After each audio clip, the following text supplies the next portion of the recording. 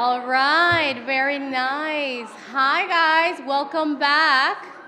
Thank you so much. How was the networking? I want to hear it. How was it? Very good. I love that. So I'm so glad you guys got to meet each other. You took advantage of this opportunity. Now, what I'd love for you is to take out your notebooks, have your pens ready, because you're going to hear an amazing panel. All right?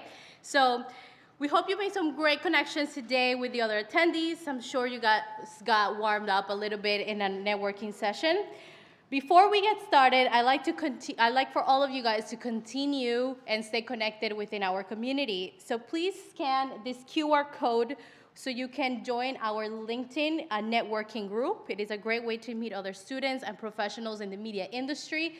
We also do either daily or weekly job opportunities, internships for you guys, recent grads, as well as current students with all of our partners, so you guys can stay up to date also on the other events that are coming up in the spring. Now, it's time for our morning panel. Let's give them an applause as they're coming down.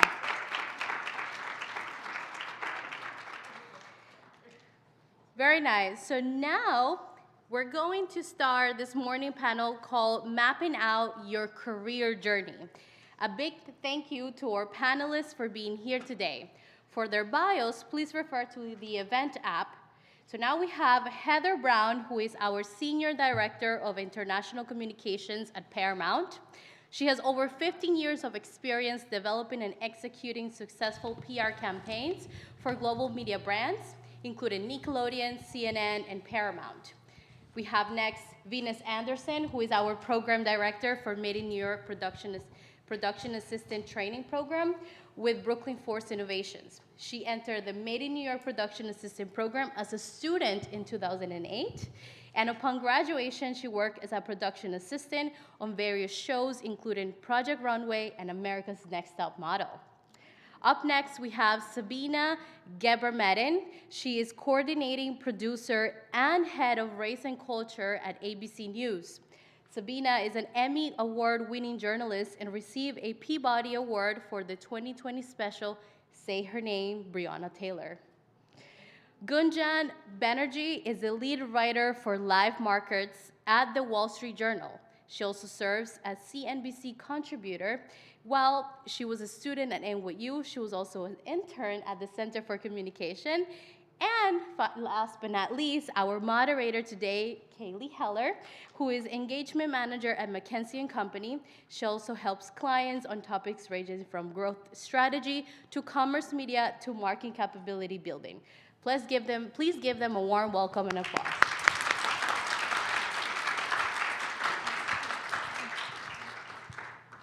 Can you all hear me? Awesome. First, thank you all for having us and for being here. I'm really excited to hear from all of our panelists today. I know we just heard a bit about what they do from the outside, but I'd love to get started on what you actually do day to day. What are your responsibilities? What does your job look like? And Heather, I'd love to start with you for this one. Sure. Can everyone hear me? Yes. Okay, perfect. So I am a senior director of international communications at Paramount. I've been in this role for about 2 years now. I actually was at Paramount, formerly known as Viacom CBS, at Nickelodeon for 10 years. Then I left, went to CNN, came back to Paramount a couple of years ago. And no 2 days are the same for me. I work across all of our entertainment brands, so MTV, Comedy Central, BET, Smithsonian, and also work on Paramount Plus, our streaming platform. And literally, there's, I don't even know, maybe like 50 shows that I'm working on currently across linear and streaming. So I'm sure you're familiar with some of the shows like Teen Mom and The Challenge and shows on BET, big tentpole shows and awards like BET Awards, Hip Hop Awards. I just recently came back from working on the EMAs in Dusseldorf, Germany, which was a massive success. We had Taylor Swift make a surprise appearance, which was a huge deal for us. She won the most awards of the night.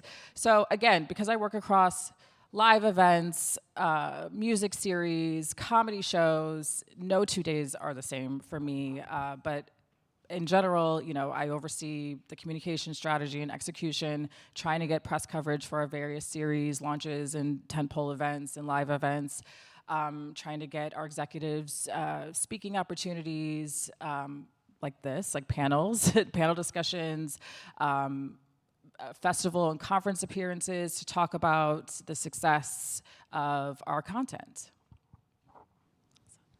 We can make our way down the panel for this one. Sure. Good morning, everyone. Again, my name is Venus Anderson. I'm the program director at the Made in New York PA training program. And yeah, I don't think any 2 days are the same for myself either. Either we're in training, which our PA training is a 4-week training program. We have 4 cycles a year. So we're either training students, I'm usually facilitating the training, teaching a few classes, giving it to our participants about the real working conditions of entering the TV and film industry entry level. In between time, we're always doing recruitment. So we're always looking for young, fresh faces, serving New York City residents who are low income, no income, underemployed, and who have never really worked in the industry and looking to get their foot in the door. Also, I'm doing a bunch of panels. The other day, I was just at a high school talking to graduating seniors about their career interests. Obviously, things like this. Last night at a gala. So just all around spreading the word about our training program. We've been around for, next year will be 17 years. And surprisingly, a lot of people still don't know about us. And we are free. So it's a great opportunity for exposure and getting yourself into the TV and film industry. Thanks. Hi, everyone. I'm Sabina. I work for ABC News, the #1 network in the country. You guys have probably heard of it. I am actually the head of the Race and Culture Unit, a new unit that just formed about 2 years ago. And I lead and direct the reporters, desk assistants, and also interns in our unit. And we service all the shows on the network: Good Morning America, World News, Nightline, and all our streaming services as well. ABC News Live, we have several shows during the day and also at night. And of course, we also service shows like 2020 that you guys just heard. You know, we worked on this big special, Breonna Taylor special. But we also now have a new structure in our company, which is really exciting, ABC News Studios, which we service Hulu. So we get to do some of this great content that we drive and diverse content and put it on Hulu as well. So every day is a different day, and you never know what's going to happen because news, happens. So you just have to hit the ground running, and that's what we do every single day. And it's a privilege to be here at this moment because I've been at this company for almost 20 years. Yes, I know I'm dating myself. So, and to see the changes the past few years is really, really excellent, and really, I'm so blessed.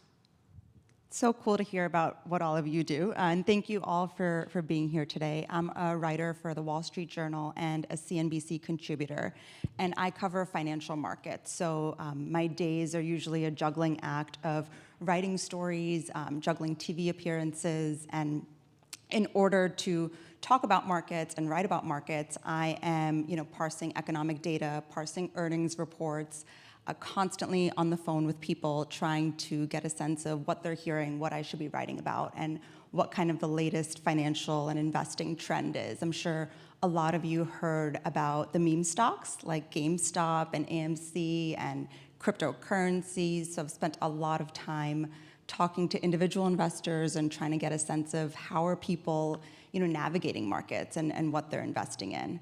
One really cool recent project was a Netflix documentary called Eat the Rich on GameStop that was based on some of the journal's reporting, which was really cool to be a part of.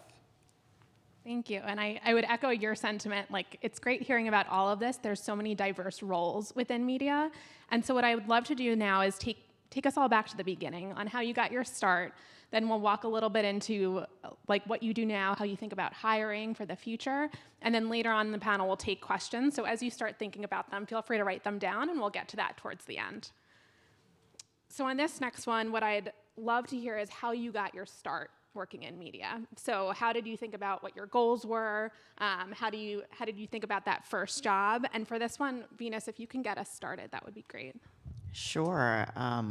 I guess my story starts with me just being on the internet as a college grad.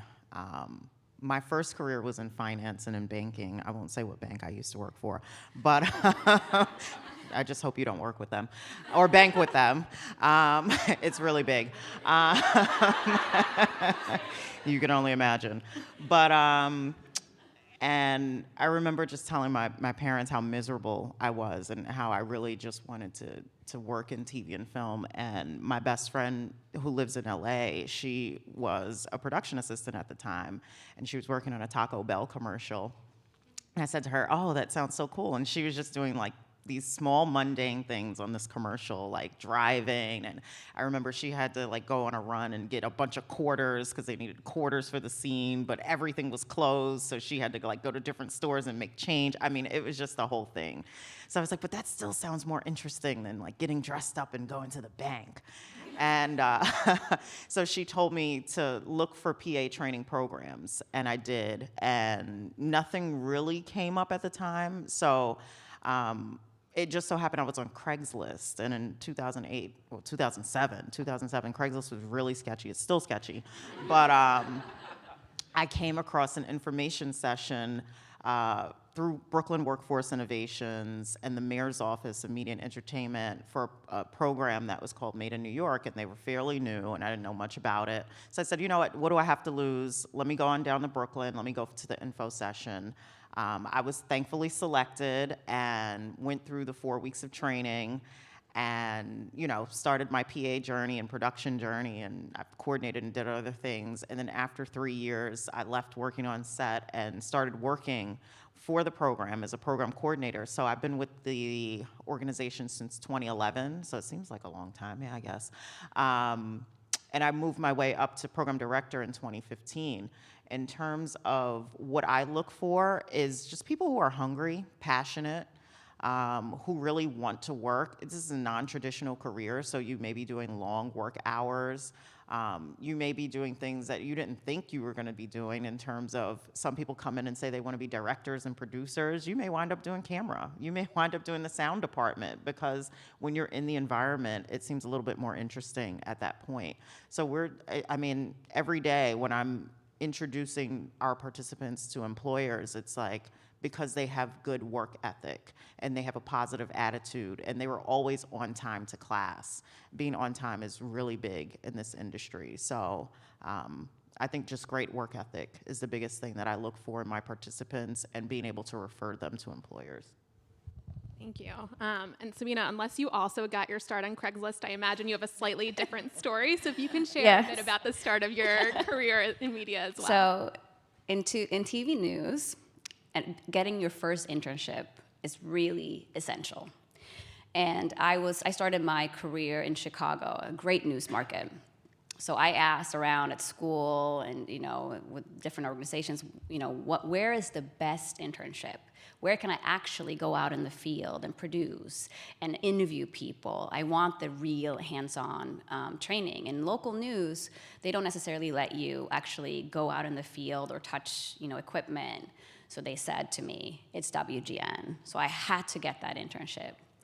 I fax, dating myself again. And I send my resume, I call, I never hear back. And then, I really wanted that one internship with WGN because I wanted the hands-on experience. I wanted the true experience. So I call again. The assignment editor answers. And he says, who are you? Well, I've applied, and I really want this internship. And he was like, did you send a resume? And I was like, I actually did, but I figured, why don't I just bring it tomorrow when you see me for the interview? And that was all me. So he just, I could hear him getting really annoyed on the phone. And he's like, okay, fine. So who do you know? And I grew up in Europe, and I thought, oh my God, does he actually think I know someone in the business or someone famous? So I just said, I don't know what you mean. Well, what other students do you know that had this internship? So I said, great. So I mentioned a girl that had been mentoring me and guiding me. And so I mentioned that to him. So I went there the next day. I did the interview. I was sweating. I was so nervous. I didn't think that I was gonna get the internship. He actually called the person that I mentioned and said, should I hire this girl? My first day on that internship, I got the job. It was a Sunday in the newsroom. The news reporter overslept. He looks at me, this really annoyed assignment editor, and said, what are you waiting for? Go. So I went with the cameraman, got a big exclusive, interviewed myself. This was my first day on the job. No training, nothing. I was thrown out, hitting the ground running. And when I came back, I got all this great content. I looked at him and I said, we delivered. And he said, great, you're hired. So it's incredible. That was my experience getting my first internship. Gunjan, could you share a little bit about your start, but also your journey to your current role today? Sure. So it's funny, you guys mentioned that you were really miserable at your first job, and that was definitely also me. I was working in fashion after I graduated, and I hated it. Eventually, I quit, and I was unemployed for a little bit and trying to figure out, what to do next. I always wanted to go into journalism, but was a little bit too afraid to do so because of, how newspapers are dying and all that. But I spent a lot of time talking to people about what it was like to really work in journalism, which I think is so important because so often I see people pursuing dream jobs that they think are their dream jobs, but they don't really know what they're actually like. So I encourage everyone who dreams of getting into journalism or TV or whatever aspect of media to talk to people in the industry and learn what is your job actually like on a day-to-day before you get into something that you might be miserable at, kind of like I was at my first job. In terms of how I got here, I started as an intern at a publication called Debtwire, a trade publication covering kind of a corner of the market that was really wonky. It kind of felt like no one was reading my stories. And then eventually I came over to the Wall Street Journal to cover broader markets and kind of my lesson from that experience was that it's really important to think big and set out really, really ambitious goals for yourself. But think unless you kind of master the task at hand, whether that's writing a story that you think no one is reading or covering a part of the market that maybe is not your passion at the moment, until you kind of excel at the smaller tasks, you're not going to be asked to do the bigger tasks in the workplace. So that was a really big lesson for me. And showing my editors that I could write those smaller stories, maybe the 300-word stories, eventually gave them the confidence to assign me the page 1 stories. That's awesome. And I think that point about talking to a lot of people before you figure out what you want to do, and even as you find your first job and learn you want to switch, as it seems is a common thread amongst these stories, is so incredibly important. Heather, have you had a different type of journey as you've come into your current role? Well, first, I just want to echo that, yes, that is incredibly important. I'm from Cleveland, Ohio, and, Ohio, yes, OH. Thank you, love it. So I, growing up in Cleveland, I was watching television, always loved television. I used to say television was my best friend. I did have human best friends too, but television was certainly one of my best friends. Always loved TV. But I grew up in Cleveland. It's not like that there's a massive TV industry happening in Cleveland, Ohio. So always kind of thought, well, that means I'm going to have to go to New York or Los Angeles, when it's my time to start my career. And I started talking to people, including my own family member, my older cousin, who has always been my role model. She was in marketing at BET when I was in high school and starting to think about what I wanted to do for my career. So I think that's huge to have role models, one, and then this whole idea of representation matters because she is a Black woman working in television, working in a field that potentially I wanted to pursue, which was marketing. So I went to school, studied marketing and communications, thought that I wanted to go work for an advertising agency, started kind of cold reaching out to advertising agencies in New York, coming out for interviews from Cleveland, and every time they would ask me, well, so what is it that you want to do? Do you want to be a copywriter? Do you want to be, an art editor? What is it that you want to do? And I really didn't know how to answer that question because I was kind of just I don't know. I studied marketing and I was part of this advertising group in school. I don't know.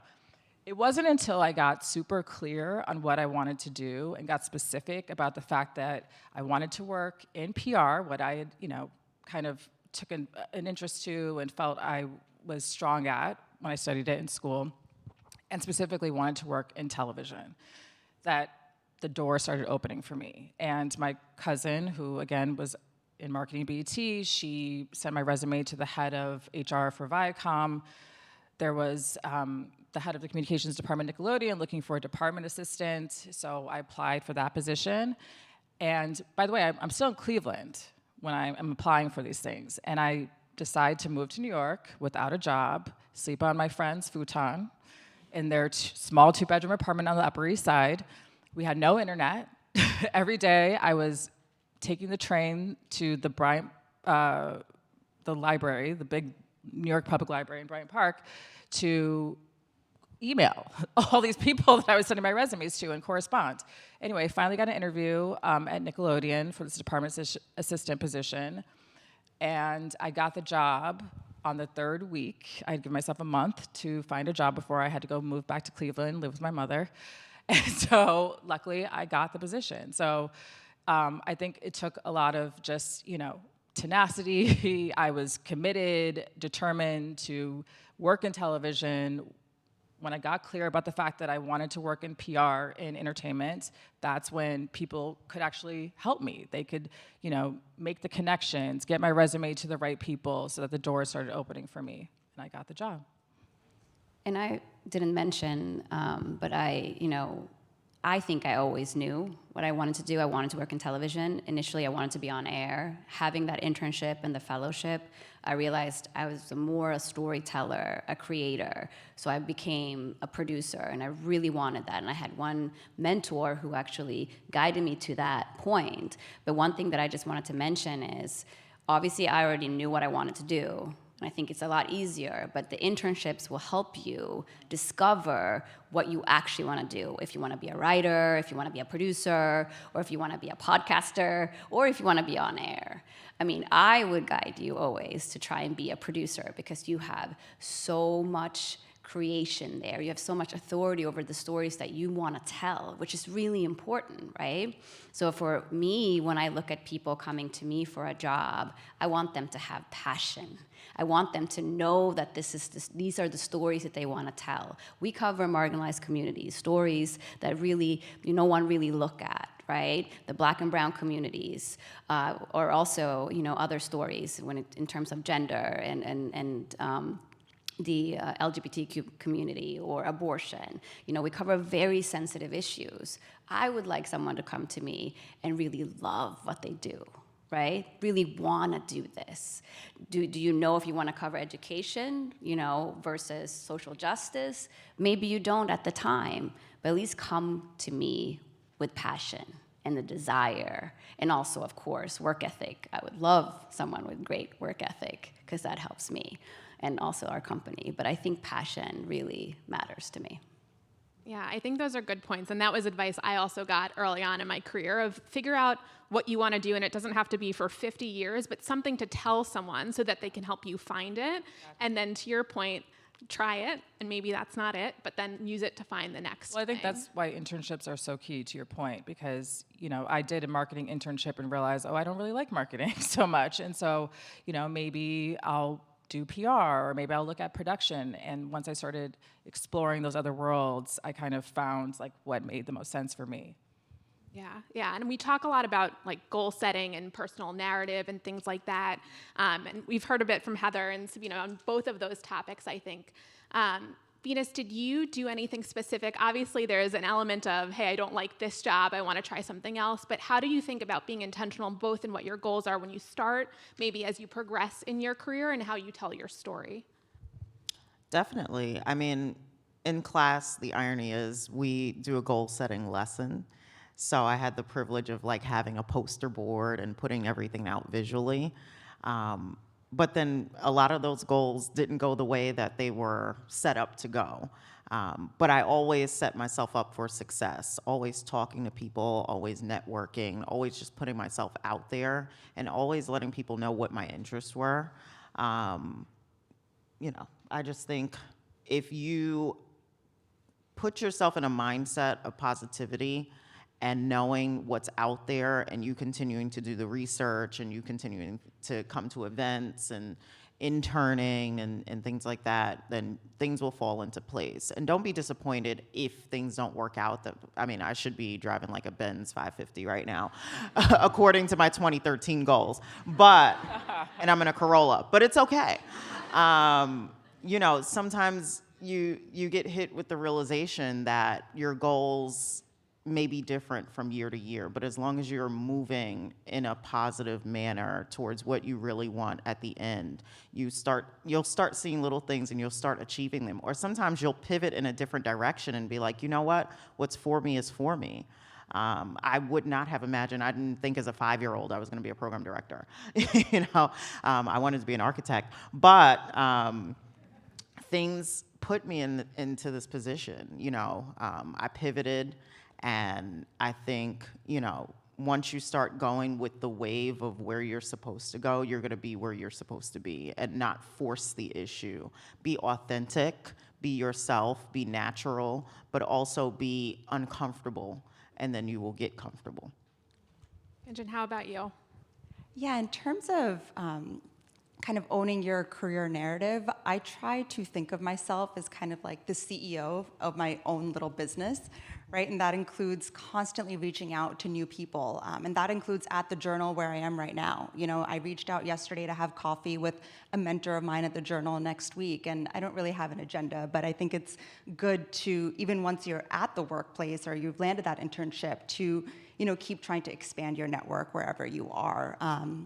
I cover financial markets, so there's always something new to learn. So I'll take time to read up on stuff that I have no idea about, such as cryptocurrencies or whatever it might be.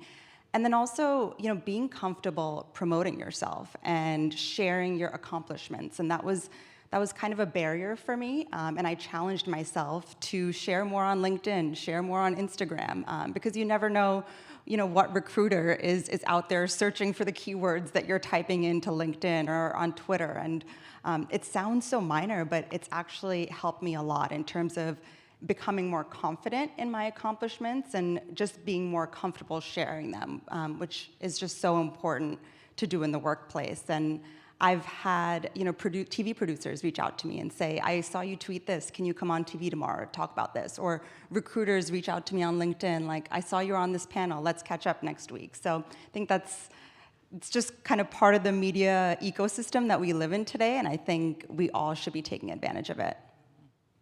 Agreed. And now you have all these goals set, you have aspirations. I would love to get tactical about what you can actually do. And I think media is an industry where I heard in some of your stories, networking is very important. Yeah. And so I would love to get tactical advice for networking. And Sabina, if you could start us off for this, I'd love to hear from everyone on this one. Well, you said something that's very important. Relationships are the most important thing. All the relationships, even if you have a job that you first start that you don't like. I always loved my jobs in television, so I feel a little bit bad. But relationships. And think about that, because one relationship that you may have at a former job may come around. The news business is a very small business. Everybody knows everyone. I mean, at my network, we have a lot of new producers coming in, and they've been at CBS, they've been at NBC, they've been at CNN. So I think that is really important. Don't forget that. Always leave people with good relationships. That I would say is the number one thing. It's the number one thing at my company, as we now are growing, and we are getting more producers, and we're hiring more staff. But also know that the one person that you know in your job, he may be an intern, he may be a DA. Guess what? In your next job, he may be your boss. That's right. So always know that. Of course, I would say, promote yourself, be, honest, and, and be proud of what you do, but also be humble. That's so important, because I have been in the business for more than 20 years. I feel every day I'm so humbled to be in this space to make the impact that I wanted to make. Some people don't know what they want to do. They get internships, they get fellowships to do that. Apparently, I was a 14-year-old growing up in a foreign country telling my friends, one day I will be working at ABC Network News so I can make the biggest impact. And I was going to say, to Sabina's point, keeping up with relationships, extremely important. She had mentioned coffee dates with people. I think that's really important to connect, because everybody loves to go out and have coffee. And I was just telling one of my former students that I don't like coffee, but I will go there and I'll drink tea. You can drink tea. Right. I'll drink tea, and we will have conversations beyond conversations beyond conversations. Just remembering people, their email addresses, even if you haven't spoken to them in a year or two. Oh, hey, I just was, wanted to follow up with you, see what you're working on. It puts your name in their memory bank. Always being positive, always being respectful, always being humble. I work with a lot of people who are just starting out in their careers, and I don't take that for granted, because one day they could be my boss. You never know where people may start and where they may finish, and you might be working for them at some point. So it's always good to be nice to people. I feel like when people start moving up in the ranks, they get a little arrogant, or they get a little ego, and then they don't want to help, or they don't want to reach back into their community. And I feel like that is such a disservice, because I remember being that person wanting a career change, not having a job, and being on Craigslist looking at random posts, and this would be at 2 o'clock in the morning, and now I'm asleep at 2 o'clock in the morning because I got to go to work. But I'm very thankful to be in a position where I enjoy and I'm doing what I love. So. Yeah, I think my biggest lesson from trying to meet new people in the industry and trying to research career paths is that people want to help you. That's really been my biggest takeaway. Not every cold LinkedIn message or email that you send will get a response, but I've been blown away by how many people do respond to me and take the time to just tell me about their career paths. And I think there's a few pointers on that. One, obviously, you're never asking them for a job. You're just asking them to learn about their career paths so that you can make a more informed decision, right? Or maybe have a new contact. Two, don't ask them questions that you can find on Google. Do not ask them to recite their career history, which can be found on LinkedIn. But I think if you come at these conversations with a humble attitude, as my colleagues here mentioned, really smart questions, people want to help. Like successful, smart people want to talk to other interesting, smart people that are showing potential. So I think just don't be discouraged if someone doesn't respond, because I do think that if you reach out to enough people, with good intentions and with smart questions, you will find that people really want to help you. And I had so much help when I was, coming to the Journal or landing the CNBC contributor role. So when people reach out to me and yeah, they seem smart and engaging, I want to help, and I feel like it's my duty to kind of take that time to speak with others who are trying to get into the industry. Heather, anything else that either you did when you were starting out or you've seen other people do? Because I think you make a great point. Like someone in your shoes, you start to realize, what are the things that get me excited about having a conversation with them and helping them? So anything that you've seen that's been really awesome? In terms of what people should... Networking and reaching out. Yeah, I mean, everything that they said is 100% true. Like maintaining relationships, building your network. You never want to burn bridges, because especially in the media industry, it's so small. Like we all know each other. It's very like incestual in that way. And literally, like even if I can't help you get the job, I know someone from my experience now at CNN, Nickelodeon, Paramount, that has moved on to NBC, ABC, Netflix, Hulu, like literally someone at every major streamer, every major television network. So because I've maintained that network over my years in this industry, I can now help you. And 100% I agree that once you climb the ladder, you don't want to pull the ladder up. You want to keep the ladder down to help other people. And so I think that if there's opportunities within your organizations to get a mentor, to do these informational interviews, these coffee dates, like 100% take advantage of them, and then keep in touch with those people. Don't just, have that one opportunity and don't follow up, down the road with those people, because it is about building your network. That's literally how I have pretty much, gotten every job that I've had, is knowing someone who knows someone or knowing someone directly in that organization. So yeah. Great. So you build the network, and now you're starting out at your first job. Yeah. And that could be really intimidating, whether you've had one before, you've never had one before. There's always something new people, new role. So what do you do to bring your best self to the workforce? And Venus, I'd love to start with you on this one. And I feel like Sabina also has something she wants to say. So my first jobs in the industry were freelance. So I didn't just have one. I'll tell you, freelancing is way different from having a stable 9-to-5. You'll work from television show to movie to commercial. So in my very first year of working as a production assistant, I think I had 19 different jobs. So there wasn't really a first. Well, there was a first, but the very first was very low pay. It was an independent film. I think I made like $75 for the day, and it was like 16-hour days. They fed us well, so I was good with that.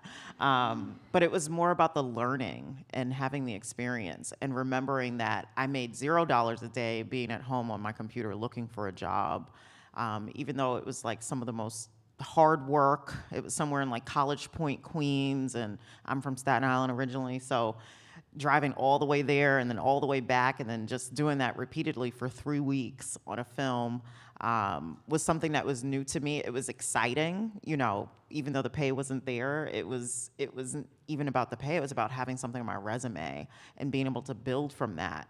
And that opportunity led to the next opportunity and the next opportunity. And that's why I had so many different positions to where I was recognized and being able to make connections to get on bigger shows and bigger, jobs. But that first job, it was like, wow, I'm really doing this. This is something new, and this is where I want to be, and I couldn't think of doing anything else. I just wanted to say, Venus was talking about when you move up, and I just wanted to respond to that because, you should always be humble, but always imagine yourself in somebody else's shoes, I was that one person before going from one freelance job to the other, to the other. I started at ABC News as a freelancer, not staff initially. So I just wanted to mention that because always be humble, always be kind.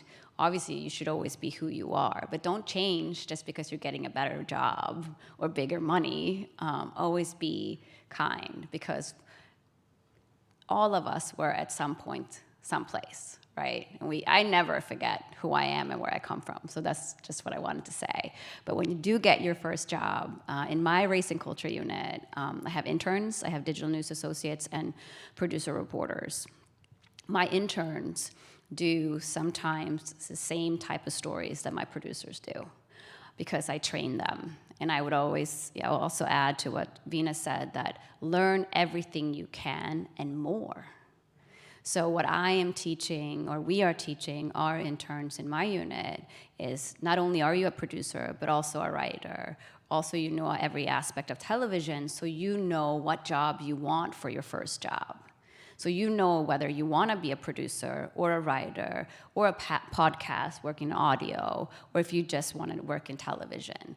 So I am trying to teach them to get every experience, all of the experience, and what it entails to be a producer and deliver a story in television, so they know that when they apply for their first job. And I have to say, the interns in our unit at Race and Culture, they are incredible. Every single one of them have been offered a job, and I'm very proud of that. Sounds like they are very lucky to have you. But I know not everything always feels smooth along the process, and I think you alluded to that a bit. Oftentimes we tell all these stories looking back, and we talk about all the highlights, but there's a lot of challenges and hiccups along the way. And Heather, I'd love to hear from you, like when you encountered challenges along the way, whether it's in not having a great mentor or in some interpersonal experience or not getting the right job, how did you deal with that, and how did you move on to what was next? Yeah, there's definitely has been there have been lots of challenges along the way. I think, for me, it's about leaning into the discomfort and, learning from the challenge. I think, I'm somebody that I'm like a person, I would describe myself as a perfectionist. I'm a high achiever, all of these things, but like sometimes you are going to make mistakes. Sometimes you are going to have to overcome hurdles, but that's how you learn how to do the job better for the next time. I mean, if it weren't for some of the things that I had to face that were uncomfortable or difficult, I don't think I would have learned how to run my own red carpet for a major award show if it wasn't for me making a whole lot of mistakes, fumbling around, pretending like I knew what I was doing and I had no idea. I think a lot of it is faking it till you make it, actually, in some ways. But having that willingness, that determination to learn, to grow, to, take accountability if you make a mistake, but then, learn from it and try something different the next time. And I think there's a lot of resources available to you. And so I'd love to hear also from you, Gunjan, on how you've overcome challenges and whether there have been resources that you've taken advantage of, whether in networking in professional organizations or on the job, whether there's anything in your organization. Totally. I mean, to your point on challenges, when I was an intern at this trade publication, I was the worst writer ever. I had never had a journalism job before, and I remember my editor, handing me my copy, and it was just read everywhere. There was not one portion of the paper had any white on it anymore, and it was really, really brutal to receive that feedback. But I do think being open to that constructive feedback is so, so key. And it helped me improve while I was at Debtwire. And one kind of tactical thing that really helped me was keeping a Google Doc with a list of kind of feedback that I got, style things, random pieces of feedback from my editors, so that I wouldn't make the same mistake twice. Because I do think that's frustrating for an editor to repeatedly have to give, or any manager to keep giving the same feedback to someone who's working for them. So that was one thing that kind of helped me. I think my biggest resources at that job were, these editors who saw that I was open to feedback and invested time in sitting with me and literally teaching me how to write those stories. They were really invaluable. I also remember, coming to Center for Communication sessions when I was trying to get into journalism and before I went to journalism, which was super helpful. And I think that once you start overcoming those challenges and you take that constructive feedback and you start making strides, it's really important to track your progress. To this day, I keep a Google folder called 2022 Accomplishments, and I have it going back several years where, like, if I get a nice email from an editor, or I win an award, or a story goes on the front page, I will screenshot it and throw it in that folder. And that's really helpful, even if you're at an internship, because you might be negotiating a job with that company, or you might need it to sell yourself to find another job. So I encourage everyone to keep track of their wins and their losses to improve on the losses. I just want to add, also lean on your colleagues, because your colleagues may have had that same problem that they had to overcome or face, and then they can give you advice on, how to, tackle it. For me, I've been very fortunate that I've always had supportive colleagues at the various companies I've worked at, and it was key to my mental well-being, my success within the organization, to have kind of allies, people that can offer advice or kind of help me navigate a tough situation. So really, again, it's about like building those relationships and leaning on them for support. I say that to my team as well. We have a lot of young staff to go to the other producers that are older in the unit, have more experience.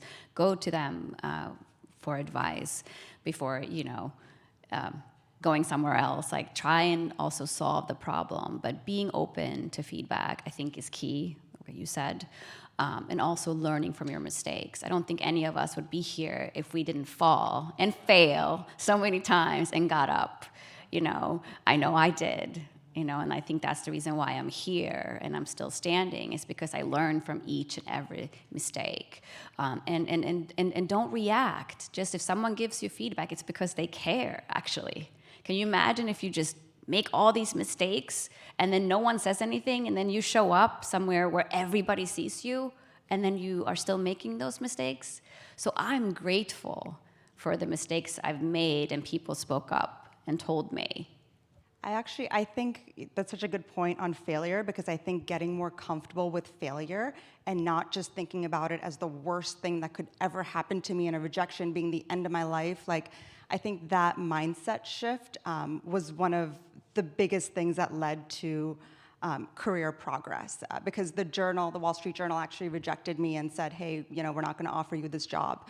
And I ended up just staying in touch with the editor, and I tried to follow up, and from time to time sent them articles that I had written, or just staying in touch, and eventually they reached out to me when they did have an opening. So not viewing that failure as like the end-all and be-all was a total game changer for me. I wanted to say that to everyone's point here, one of the biggest takeaways is knowing how to handle constructive criticism and feedback. It's working in production is not an individual effort, it's a team effort, and knowing how to work with others will get the job done. It's sometimes long, unforgiving hours, and sometimes you're doing things that, may be a little mundane, but knowing that the end goal is a team effort is really big to keep in the forefront of your mind. And I think that's huge. Teamwork is everything. You're not going to be able to do what we do at ABC News if you don't work with your team. And I think that's super key to know when you go into that first job, be a team player. Every single person who works with me are team players. And I think that is so important. I think these are all great points. Feedback is a gift, and it is very much about relying on the folks around you, the folks in this room, and the folks up here. And I, with that, would like to invite people up. There are microphones on the sides, and we're happy to start taking audience questions. Feel free, whether it's for someone in particular or whether for any panelist to answer. And you can line up, and I will start on that side because I believe the line is getting longer. Please introduce yourself and share where you're coming from. Hi, okay. Can you hear me? Oh, yeah. Hi, everyone. My name is Tianis Kofi, and I am a native New Yorker. Right now, I have just left my job as a climate and environmental justice lobbyist, and I realized I wasn't really happy because, one, I know that media is where I'm passionate, but I also see media as an opportunity to influence people to care about climate change and the climate crisis that we're currently facing. So my question is, how do you go about, or what advice can you share for finding production opportunities that are very niche specific? Because I know climate change isn't a funny topic, but I'm passionate about making it funny, because when you just hammer in the scary side of what's happening, people can become very apathetic. And I believe by making it funny, you really, one, teach people about what's happening, but then you also inspire them to actually have these discussions outside of watching it and watching it within their community. So I was just curious to know if you have any words of inspiration or advice on how to go about that. Sabina, I feel like you work with some. No, more we specific- have a great climate unit. It's also a newer unit. It was formed after our race and culture unit. But I think that you should zero in on the companies you really want to work with, and then you go to their website, check their job board. For everyone, all jobs usually are always posted. But then if there is a department within a company that you really want to work, get that person's, like that department's manager, email them. And if you think there's a huge company, you're like, this is where I want to work. It doesn't look like they have a climate unit, or they don't cover climate, but maybe they are covering it, but they are not just advertising it. Ask the questions. Yeah, 100% agree. Do your research on what companies are covering that subject matter. We have a social impact unit at Paramount that focuses on climate change, diversity, and health. So I could be a point person for you, a contact for you, if you were interested in working at Paramount. So yes, 100%. Do your research. What companies are you interested in? And then make the connections. Thanks so much for your question. Thank you both. We'll move over to this side. Sure. Can you hear me? Yeah. My name's Bianca. I have a question for, I'm from Yonkers, New York. I have a question for Venus and for Gunjan. You both mentioned that you pivoted from different fields. I have a background winning campaigns in politics, and I feel like I'm sort of starting from zero, even though I have 5 years of experience in a different field. How did you sort of market the skills you already had in something else to prepare yourself for the jobs you do now and the field you're in now? Well, for me, it was recognizing that the skills that I came with would always be transferable. So you really have to highlight your transferable skills in terms of what you're looking to do and kind of link them in a way that's relatable, to kind of put yourself out there, if that makes sense. Say, for instance, you know, if you're interested in production accounting, which is very niche in the TV and film world, but you have a level of finance experience, there's a lot of things that you come with already. You know how to add, you know how to subtract, you know how to handle money. You know, even though you're not technically in the role, you still have skills that can add value to the role. So see what, you know, what jobs you're looking for, and see where you can take and highlight things on your resume that you currently have where they can be transferable. Totally, and I think I'd echo everything you just said. One thing that really helped me getting into financial journalism was I studied econ as an undergrad. So I really, really, really played that up in my conversations with people. And that kind of got me in the door to my first internship. And I was, you know, even though I had already graduated and I'd had a full-time job, I was willing to kind of start at the bottom with an internship and work my way up. So that really helped. And I also think, you know, as we've all discussed, that's where talking to people who already work in the industry that you want will really come in handy, because you will gain invaluable insights on what's really important to them on a day-to-day. And then you can play up those skills. So yeah, as you said, definitely a lot of transferable skills. Thank you very much. Thank you. Hi, my name is Victoria, and first I want to just thank you for being here. Your stories are very inspiring, and I'm very grateful to be here and listen to it. So I'm originally from Russia, and having an accent has been my insecurity for the past 4 years since I moved to America. And friends from home and here and even close relatives were telling me like, hey, we don't really see it a lot on TV to have an accent, so lower your expectations. And at some point, I decided that it's gonna be my key definition that defines me from everybody else. And I said that, yeah, that's true. You don't see a lot of people on TV with accent, but you're gonna see me eventually.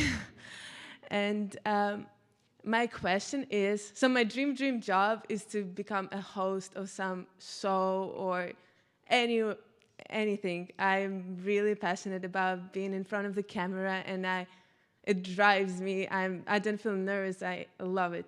So my question would be, just for an advice, what advice would you give me to start working in that particular field? I would say definitely do not lose your accent. You have to be who you are. Be and proud be of it. proud of your Proud of it. uniqueness and own it. Okay? You start there.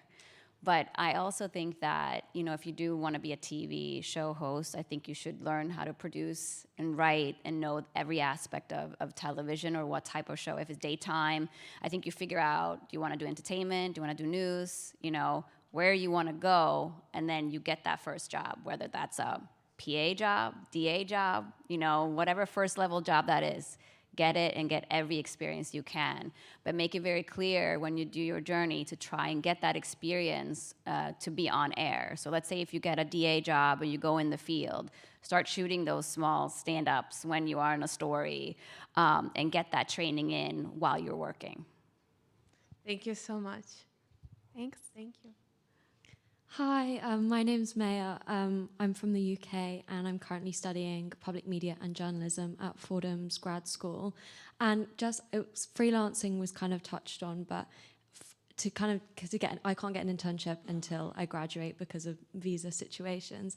And so kind of what advice would you have for, first of all, I want to go into TV broadcasting or audio or print. I'm not really, haven't really picked a streamline yet, but what kind of advice would you have for entry roles to apply for if you don't have any journalism experience? And then in that breath, how do you get some of those freelance contributor roles if you haven't had any internship experience? This is for me. I would try and get sort of that first job or contributing like freelance work. So I was also on a student visa. I was born and raised in Swedish. I'm part Swedish, so I came here. So I dealt with some of that, but I did have family members who were American. But I would also encourage you, I don't know if you want to stay in the United States, but we also have a bureau in London.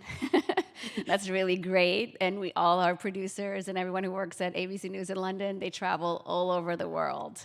But I would definitely sort of start sending out your resume and seeing also what's there. I don't know, we can talk after if you want, and I can give you some more direct advice. That would be great, thank you so much. I would love to do that and give you advice to like where you can start. Thank you, that'd be great. Just one more thing on that. I do think one thing that's really important for journalists just starting out, I think, is to focus on storytelling as a whole and telling stories through video, through audio, through blogging, through print, TV, whatever it is, because it's just all becoming so much more fluid. A lot of the roles the journal is hiring for do require you to kind of be fluent in a lot of different things. So try to be as flexible as you can when you're starting out about which medium you want to pursue.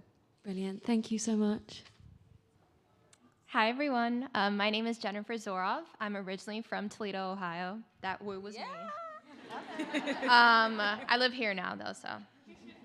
I have a question for all of you, but I did want to thank you so much for paying it forward. Like, just being here today and hearing your anecdotes, your experiences is really helpful, and I hope that the people in this room, too, that one day we will be up there as well, talking to the next generation. So my question is, many companies have hiring freezes right now, and we're seeing the after effects of the pandemic. It's kind of mimicking like from what I remember of the 2008 crash. So knowing your own struggles, how do you tackle / mentally approach job searches when there aren't that many vacancies? Venus and Heather, if you can help out with this one. Well, seeing as how I was in this program in 2008, that was the struggle for me, graduating from college only a few years before, and being forced into a situation. I would say don't settle. For me, working in banking was like, all right, I'm gonna rush to get a job because I just went to college and paid for this degree, and now I gotta pay these loans back. But I don't think that's necessarily the right approach. We had mentioned panels, networking, putting yourself out there, interning. Not everyone has a freeze. Optically it looks like that, but talk to people. It's never what you know, it's who you know.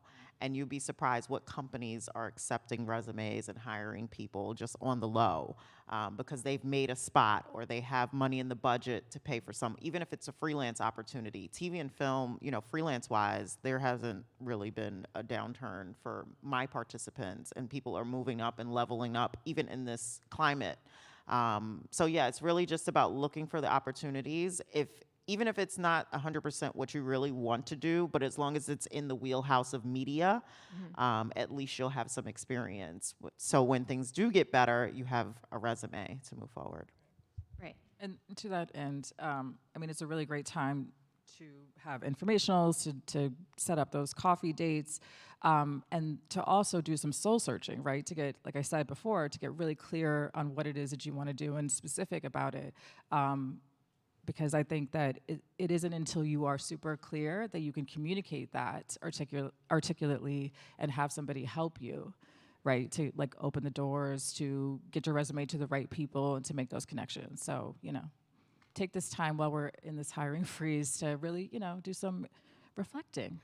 Okay. So I cover markets and the economy, so I have to chime in. I'm sorry, but the jobs market is actually a lot stronger than it seems. Like there are way more vacancies than the number of people that want to work right now, because so many people retired during the pandemic. Some people stepped out of the workforce during COVID. Immigration is down. Just look at the monthly jobs report this morning. There are a lot of people hiring out there, so I wouldn't let reports of layoffs from some of the big tech companies kind of catch you off guard and make you think that things are really, really bad, because they're not. I think a lot of employers are looking for talented candidates. I know the Journal is hiring like crazy right now, and a lot of media organizations are. Okay. Thank you so much. Thanks. Hi, my name is Ariana Daniels. I'm a student at Brooklyn College. My major is TV, radio, and emerging media, and I am minoring in acting. And I have a question for Venus. I know you work with Made in New York, and I know that it's a production assistant program, but I wanted to know, do you have, candidates who are interested in writing, screenwriting and acting, and people who want to work both behind the scenes and in front of the camera? I want to know, do you have people like that, and what kind of jobs or what kind of, opportunities are there for people like me? So we have a lot of people apply to the program who are from Brooklyn College, same major. I guess we're doing a good job of marketing over there. But no, most of our students are only interested behind the scenes. Acting, because it's a little difficult initially to do both. I feel like, actors, people think of the Spike Lees or the Tyler Perrys. I always get people tell me they want to be them, and I'm like, why would you want to be middle-aged men? But it's more be yourself. Where do you see yourself? Do you want to be an actor first, or do you want to be a writer, or do you want to write things so that you can act in them? That's really for you to decide which role you want to take. Starting out, nobody's just going to give you an opportunity. You have to do something, right? And what I like to tell my students is you got to do something that will pay your bills. So if you're interested in acting, go to Central Casting, maybe get yourself on a background list, try to get your SAG card, work on that, and then in your spare time, work on your writing. you know. We do have a lot of students who come through and they want to be writers, not necessarily actors, but they want to be writers. And it's a little bit difficult for them to pivot from being on set because writing happens all in pre-production. So they really have to navigate and network and maybe work in the office as an office PA to be near the writer's room. So it's really kind of setting yourself up. And sometimes, like I mentioned, you're going to be doing roles that you don't necessarily see yourself doing just to get to where you want to be. So sometimes you have to take the left to get to the right. Okay? Thank you. You're welcome. And I'm going to try to rapid fire through the next couple of questions to see how many we can get through. If you're towards the end of the line, stay on there. If we don't get to them, I'm going to volunteer all of us to like hang around a little bit afterwards. Sure. And with that, next question. Hello, thank you all for being here. My name is Imani Coxum. I go to the new school.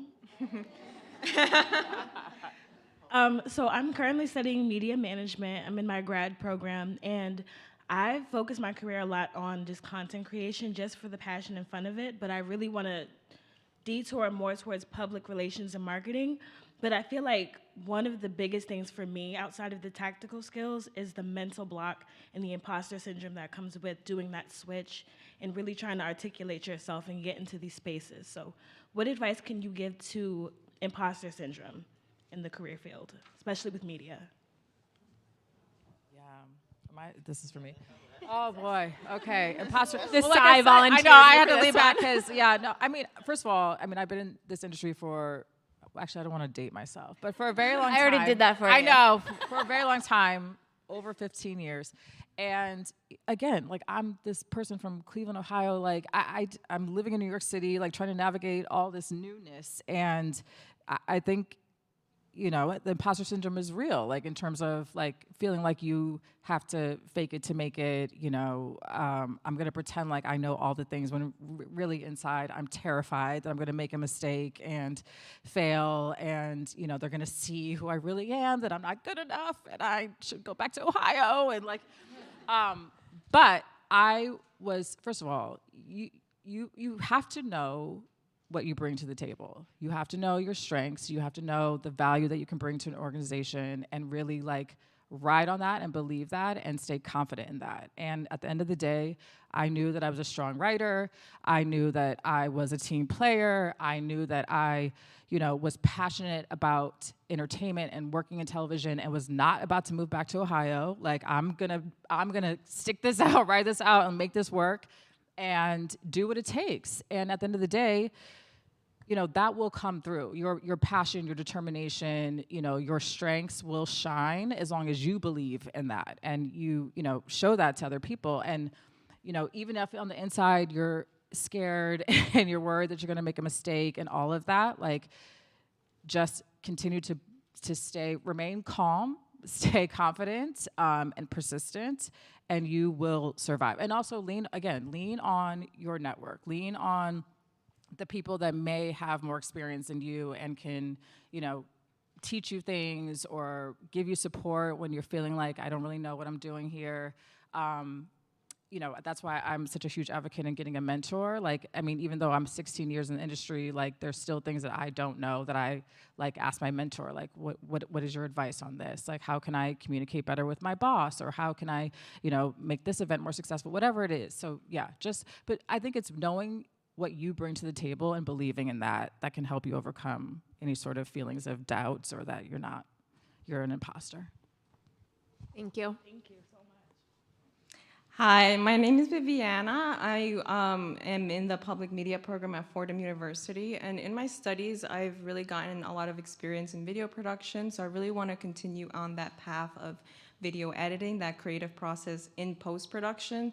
But Sabina, you said earlier how producers have the authority to create stories, so I was wondering how someone can maybe navigate both the pre-production aspects and post-production things, because I think that is something that resonated with me, having the power to choose the stories that are being told as well.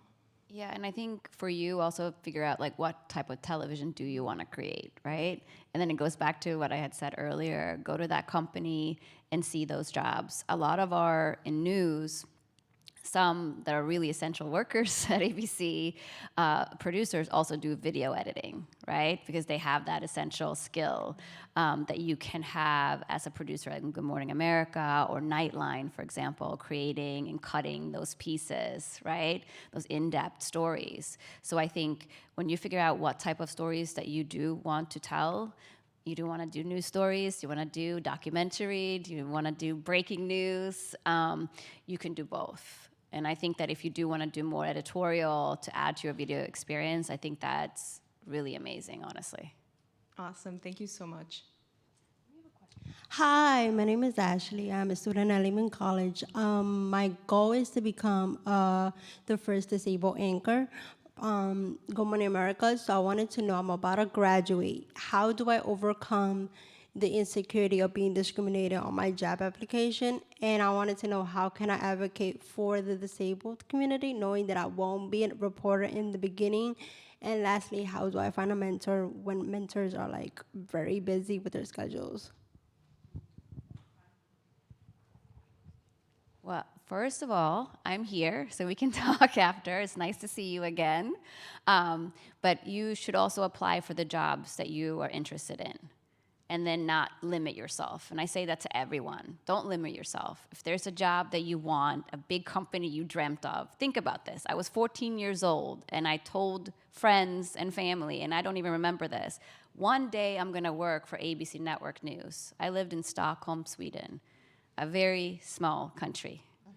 So what I'm saying to you, and I really mean this, don't limit yourself, you know? Think that you can actually do that and do it. You know, we all talk about a lot of things all the time. I do that, but then we don't deliver, right? We don't actually get into action and do it. Apply for that job that you dreamt of and be that person and think, you know, I know we all talked about it here on stage, but write it down. This is where I want to be in 5 years, and how can I get there? Make a map for yourself and really take that action and do it. Thank you. I think we might have time for one more question on each side and then some closing thoughts from the panel. Hi, my name is Jesley Pineda, and I just recently finished up an internship where I worked as a post-production intern on a documentary. So now I'm looking to go into production, and I wanted to touch on something that Gunjan actually mentioned. And so in terms of coffee chats and really reaching out to people, asking about their career paths, what would be the smart questions that you all would recommend to ask? So I think it's so dependent on each kind of career path or person that you're speaking with. One of my favorites is, besides X, X, and X, what are like the top qualities that are necessary to thrive in such a role? So it shows that you know what some of the top qualities are, but you're looking to kind of go beyond that and ask a little bit further. And another trick that I use, as I mentioned, is I literally write down a list of questions. It could be more than a dozen questions, and I test each of them. Can I find this answer on Google? If I can, I cross it off, because I'm not trying to waste anyone's time. So I think the questions are so dependent on the individual, but those are some kind of tactics that I use. Right, and for me, being in a freelance environment and also teaching people how to work in a freelance environment, it's always, so what are you working on next? And do you need help? Because you want to put yourself out there. That's a really good question. I'm going to take that. I would say, what experience have I not had yet that I would need to have for this position or to be successful in this position? Thank you. Thanks. Hello, everyone. Thank you for being with us here today. My name is Cayley, and I am a grad student at the Media Studies program at Pratt Institute, but I grew up in Los Angeles. So my question is for Sabina, but I feel like all of the panelists would provide amazing contributions because all of you are integral in the shaping of stories, and in that way you influence the audience perception as well. So you mentioned how the Race and Culture Department at ABC News came to emerge since about 2 years ago, and contextualizing that within the cultural and political climate of 2020, and the what I consider to be awesome responsibility that televisual media has in producing and shaping and influencing narrative perception. I'm curious to know how you feel like this particular department arises to meet that awesome responsibility. It's a lot of work. It's a lot of hard work, but it's also a lot of passion. You know, and we just hired a new producer reporter who actually came to us from Andscape, formerly Undefeated. And I'm so proud that he's coming to us because he's going to help add value to the process, right? And I've said this, I keep saying this, and I say this, like when I interview people, I'm so proud of the impact that we're making at this time, you know? Yeah, I've been in the business for 20 years and the same company for 19. So I've seen the changes. But if you look at ABC News and look at our content from 3 years ago to now, it's a whole different company. And the kind of content that we're able to create, for me, every time, you know, it's a blessing to even be here. It's such a privilege. But there's so much more work to be done. But the fact that we can come up with a pitch, we bring it up in a big meeting, then I can air it on Good Morning America, the #1 morning show in the country, World News, the #1 show in the whole country, and then also put a deeper dive on that same story or another story on Nightline. To be able to have that space right now, you know, and I joke around about it because we had these interviews and we were interviewed for this new position. And I said, I'm gonna be here and I'm gonna do the best job that we can at this moment while I can. They gotta kick me off, right? Kick me away. I'm gonna go away kicking and screaming, but while I'm here, I'm gonna push and try the best and most impact that I can ever make in this moment. It's a hard job. Every single person in my unit, and I say this proudly, love what they do. It's their passion, you know? And I know we talk about work-life balance and all of that, but they're not gonna leave at 4:30 because they worked 8 hours. They're gonna stay and they're gonna work that story because it's gonna be on a #1 program in the country so all of us can see it. And that, my friend, I haven't seen at any other network. Thanks. I think that was an awesome question to end on, and thank you for your response. Thank you all for being here. I am so energized by the questions and the excitement. I think all of us would say we're able to stick around or reach out to us if you do need anything, but we do want to let you get to the rest of your day. So thank you all, and have a great one.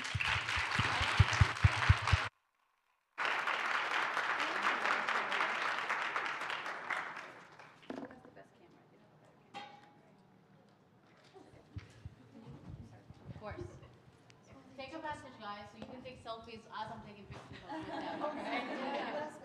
Of course. Will you stay right there? Sorry. Sorry, I really get research.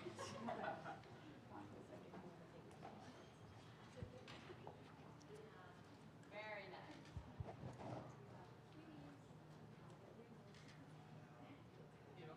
Thank you so much.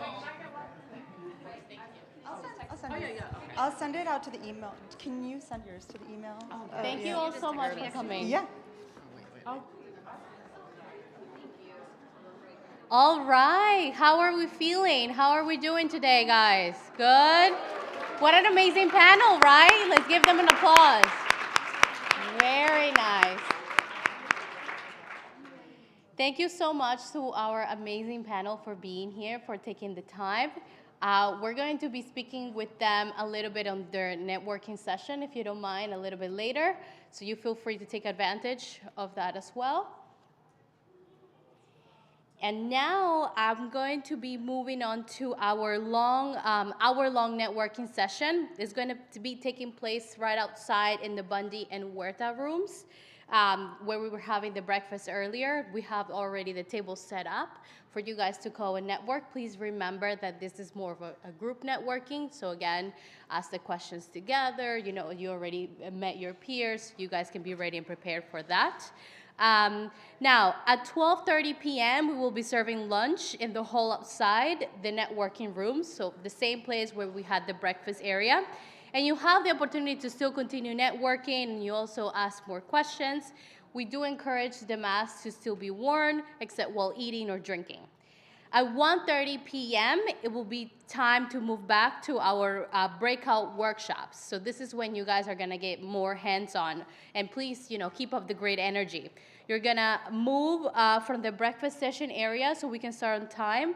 And then the second breakout will begin at 2:30 p.m. So at 1:30, you're gonna be able to have the opportunity to attend both workshop sessions, all right? So take a look at your badge. On the back, you have either a gold sticker or a black sticker. If you have a gold sticker, you will be starting a Tools for Success, How to Thrive in the Hybrid Workplace with Jacqueline Peros. You're gonna be back here at the auditorium. If you have the black sticker, you're going to be going at the Put Your Best Self Forward, interviewing on the job with Mary Noonan and Alicia Cowan Vieira, and you'll be at the Huerta room. So remember, gold sticker, you're back in the auditorium. Black sticker, you're going to the Huerta room, and it's gonna be switched back and forth, okay? And you'll be guided. You can ask myself or any other person from the CENTCOM team to guide you. All right, guys, so let's get networking. See you guys later. Of course.